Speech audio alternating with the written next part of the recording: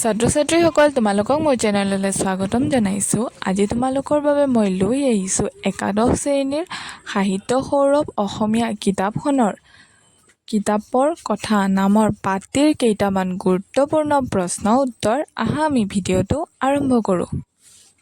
১ number প্ৰশ্নটো হৈছে ছপাখানা আৰু কাগজ আৱিষ্কাৰ কোন দেশৰ আৱিষ্কাৰ?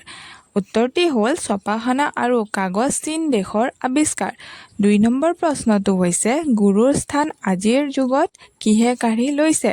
উত্তৰটি হ'ল গুৰুৰ স্থান আজিৰ যুগত কিতাপে কাঢ়ি লৈছে।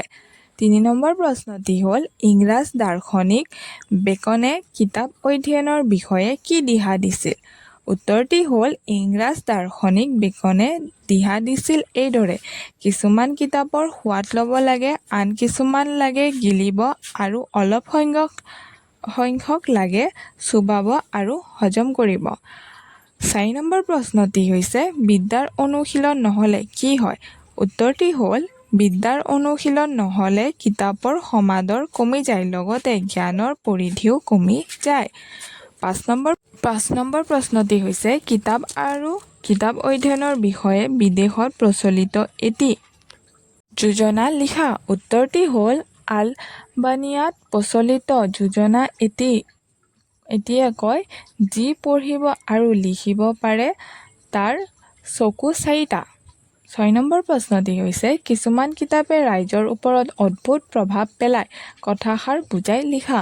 উত্তৰটি হ'ল কিতাপ হৈছে জ্ঞানৰ ভঁৰাল, কিতাপ পঢ়িলে জ্ঞানৰ পৰিসৰ বৃদ্ধি পায়।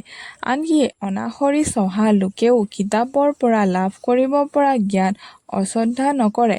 বিদ্যাৰ অনুশীলন যিমানেই হয় কিতাপৰ সমাদৰ সিমানেই বাঢ়ে।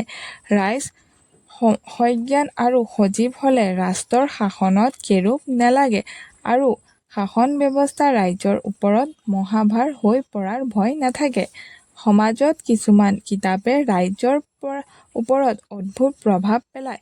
স্বামী বিবেকানন্দ, ৰজা ৰামমোহন ৰায়, গান্ধীজী আদি মহান মনীষী সকলৰ ৰচনাই আমাৰ জাতীয় জীৱনৰ জাগৰণ বহুতো বেগী কৰিছে। ঠিক তেনেদৰে ইউৰোপৰ ৰুছ, কাৰ্ল মাৰ্ক্স আদি চিন্তাবিদ সকলৰ ৰচনাই সমাজ পৰিৱৰ্তনত এক অদ্ভুত প্ৰেৰণা যোগাইছে।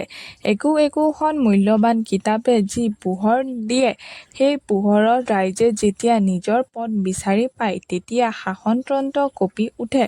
কিতাপ পুৰি পেলোৱা হয়, লেখকক শাস্তি দিয়া হয়, চলে বিবিধ অত্যাচাৰ, তথাপিও সেই পোহৰৰ বিম্বলোপ নাপায়, ৰাইজে নিজৰ গন্তব্যস্থান বিচাৰি পায়। ৭ নম্বৰ প্ৰশ্নটো হৈছে হেলেন কেলাৰৰ আত্মজীৱনীত থকা কি কথাই মানুহক কিতাপ অধ্যয়নৰ বাবে অনুপ্ৰাণিত কৰিছিল? উত্তৰটি হ'ল হেলেন কেলাৰৰ আত্মজীৱনীত থকা সাহিত্যই মোৰ নন্দন কানন।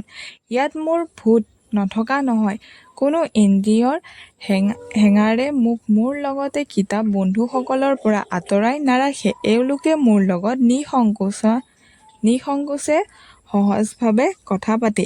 এইষাৰ কথাই মানুহক কিতাপ অধ্যয়নৰ বাবে অনুপ্ৰাণিত কৰিছিল।